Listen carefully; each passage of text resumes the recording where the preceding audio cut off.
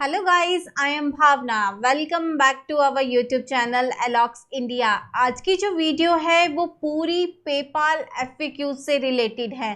मेरे पास बहुत सारी क्वेरीज आती हैं पेपाल से रिलेटेड कि हम इसी पे बिजनेस स्टार्ट करना चाहते हैं। पेपाल इम्पॉर्टेंट है कि नहीं है, क्या डॉक्यूमेंट्स रिक्वायर्ड हैं पेपाल अकाउंट ओपन करने के लिए, इंडिविजुअल और बिजनेस अकाउंट में क्या डिफरेंस है, पेपाल कितनी कमीशन चार्ज करता है जब हमें इसी पे सेल आती है। और आपको पता है गाइस, पेपाल में अकाउंट लिमिटेड भी हो जाता है अगर हम प्रॉपर डिटेल या इंफॉर्मेशन प्रोवाइड नहीं करते हैं।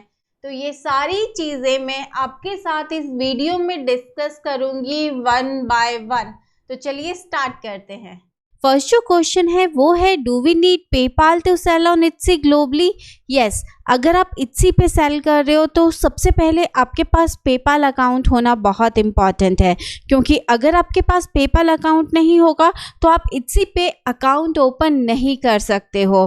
और पेपाल एक one of the payment option है जिसे इट्सी भी सपोर्ट करता है।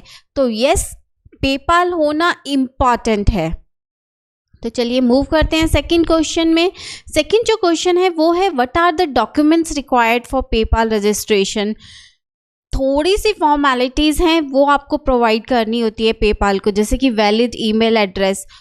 ईमेल एड्रेस में मैं आपको बताऊंगी लोग क्या करते हैं, अपनी पर्सनल ईमेल आईडी देते हैं। नहीं, अगर आप बिजनेस पर्पज से कर रहे हो तो अपनी बिजनेस की ईमेल आईडी बनाइए, वहाँ पे उन्हें दीजिए।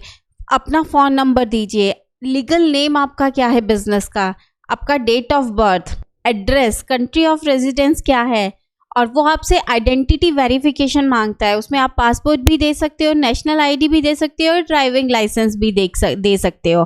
और वो आपसे मांगता है पेमेंट प्रोसेसिंग के लिए, वहाँ पे आप बैंक अकाउंट भी दे सकते हो, क्रेडिट कार्ड भी या डेबिट कार्ड भी। तो ये थोड़ी सी फॉर्मेलिटीज़ हैं जो आपको पेपाल को प्रोवाइड करने पड़ते हैं डॉक्यूमेंट्स। थर्ड जो क्वेश्चन है वो है, do we need saving account और करंट अकाउंट फॉर पेपाल? देखिए, जब आप पेपाल पे अकाउंट ओपन करते हैं तो वहाँ पे आपको फंडिंग सोर्सेज के लिए बताना पड़ता है। तो वहाँ पे आप अपने क्रेडिट कार्ड को भी लिंक कर सकते हो, डेबिट कार्ड को भी, और बैंक अकाउंट को भी। बट सबसे मेन और इम्पॉर्टेंट बात, जब आप अपने बैंक अकाउंट को लिंक करते हो पेपाल अकाउंट से, तो पेपाल क्या करता है, वो 2 स्मॉल डिपॉजिट सेंड करता है आपके अकाउंट पे, वेरीफाई करने के लिए कि ये आपका ही है। और आपको वो कंफर्म करना होता है कि कितने की डिपॉजिट्स पेपाल ने भेजी है। जैसे मेरे केस में पेपाल ने 2 छोटी डिपॉजिट्स भेजी थी, 1.022 की और 1.02 की। तो मैंने जब वो डिपॉजिट्स वहाँ पे एंटर किया था तो वहाँ से मेरा जो अकाउंट है वो लिंक हो गया था पेपाल के साथ। तो आपको जितने भी अमाउंट की डिपॉजिट पेपाल सेंड करता है वो आपको वहाँ पे मेंशन करना होता है, तभी आपका जो बैंक अकाउंट है वो कंफर्म होता है पेपाल अकाउंट से। वो जो क्वेश्चन पूछा जाता है वो पूछा जाता है, ट्रांजैक्शन फीस कितनी लेता है पेपाल अगर हम इसी के लिए यूज़ कर रहे हैं? देखिए, सर्टेनली जब आप पेपाल यूज़ करते हैं तो उसकी कुछ ट्रांजैक्शन फीस होती है जो पे करनी पड़ती है, जितनी भी सेल आप जनरेट कर रहे हो, आप ले रहे हो। और जो पेपाल की ट्रांजैक्शन फीस है इसी पे वो है 2.9% ऑफ द सेल अमाउंट, और उनका प्लस फिक्स्ड फी भी बेस्ड है करेंसी जो यूज़ हुई है। जैसे कि यूनाइटेड स्टेट्स की फिक्स्ड फीस है 0.30 USD पर ट्रांजैक्शन। देखिए, आप 2 पे कर रहे हो, एक तो 2.9% और एक 0.30। तो ये ट्रांजैक्शन फीस है जो पेपाल डिडक्ट करता है। उसके बाद नेक्स्ट क्वेश्चन जो पूछा जाता है, later on can we change bank account on PayPal from saving to current account? Yes, आप चेंज कर सकते हो। सपोज अभी स्टार्टिंग है आपकी, तो आप सेविंग अकाउंट से भी लिंक कर सकते हो।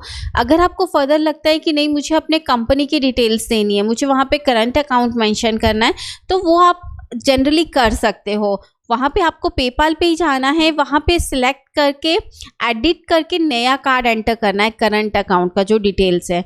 तो वो आप अपडेट करोगे तो वो कुछ उनका प्रोसीजर होता है, वो कंफर्म करके चेंजेस कर देते हैं। नेक्स्ट जो क्वेश्चन आता है वो आता है इंडिविजुअल अकाउंट ओपन करना है या बिजनेस अकाउंट ओपन करना है पेपाल पे। जब आप साइन अप करते हो पेपाल अकाउंट के लिए तो पेपाल आपको ऑप्शंस देता है कि आपने पर्सनल अकाउंट बनाना है या बिजनेस अकाउंट बनाना है। और दोनों में मेन डिफरेंस ये है कि पर्सनल जो अकाउंट बनता है वो डिज़ाइन होता है इंडिविजुअल के लिए, जो पर्सनल पर्पज से यूज़ कर रहे हैं, जो अपने प्रोडक्ट को सेल कर रहे हैं इट्सी या अदर ई कॉमर्स प्लेटफॉर्म पे, या जो मनी सेंड कर सकते हैं। तो ये है इंडिविजुअल पर्पस के लिए। पर्सनल अकाउंट में क्या डॉक्यूमेंट्स रिक्वायर होते हैं, आपको बेसिक इन्फॉर्मेशन प्रोवाइड करनी होती है अपने बारे में, आपका नाम, एड्रेस, ईमेल आईडी जो मैंने आपको बताया बिजनेस के जो आप बनाओगे, और वो आपसे अकाउंट नंबर मांगते हैं जिसको आप लिंक करोगे पेपाल से, जो आपको अलाउ करता है कि अगर आपको कोई सेल आती है तो आप वहाँ से अमाउंट रिसीव कर सकते हो। सेकंड आता है बिजनेस अकाउंट। बिजनेस अकाउंट में आपको एडिशनल इन्फॉर्मेशन प्रोवाइड करनी पड़ती है अपने बिजनेस से रिलेटेड। वहाँ पर्सनल में अपनी डिटेल्स आपको रिक्वायर्ड होती है, बट जब बिजनेस अकाउंट बनाते हो तो वहाँ पे बिजनेस की डिटेल्स, जैसे कि आपका बिजनेस नेम, क्या टाइप ऑफ बिजनेस है, employer identification number, tax ID, तो ये क्या करता है पेपाल इसको वेरीफाई करता है और आपका बिजनेस अकाउंट बना देता है। बट जब हम इट्सी पे सेल करते हैं स्टार्टिंग में हम रिकमेंड करते हैं कि आप सेविंग अकाउंट से स्टार्ट कीजिए। सेविंग अकाउंट से स्टार्ट करते हो तो अगर आप एक्सपोर्ट कर रहे हो अपने प्रोडक्ट्स को आउट ऑफ इंडिया, तब आप इंडिया पोस्ट की हेल्प ले सकते हो। इंडिया पोस्ट में आप अपने प्रोडक्ट्स को एज अ गिफ्ट सेंड कर सकते हो। तो अगर आपको मंथ के 10 ऑर्डर्स आ रहे हैं तो आप इंडिया पोस्ट का यूज़ कर सकते हो। अगर फर्दर आपको डेली के 50 या 100+ ऑर्डर्स आ रहे हैं इट्सी पे, तो आप पैन कार्ड के थ्रू आईसी नंबर क्रिएट कर सकते हो अपने सेविंग अकाउंट से ही।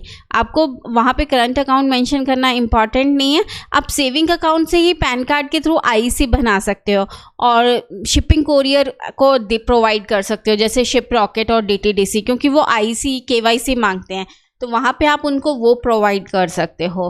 तो जनरली हम जो सजेस्ट करते हैं वो करते हैं saving account. So guys, I hope आपके सारे डाउट्स क्लियर हुए होंगे पेपाल से रिलेटेड। अगर फिर भी आपको कोई डाउट, कोई क्वेरी है तो आप हमें कमेंट बॉक्स में भी कमेंट कर सकते हो या आप हमें ऑफिस नंबर्स पे भी कॉल कर सकते हो। Thank you.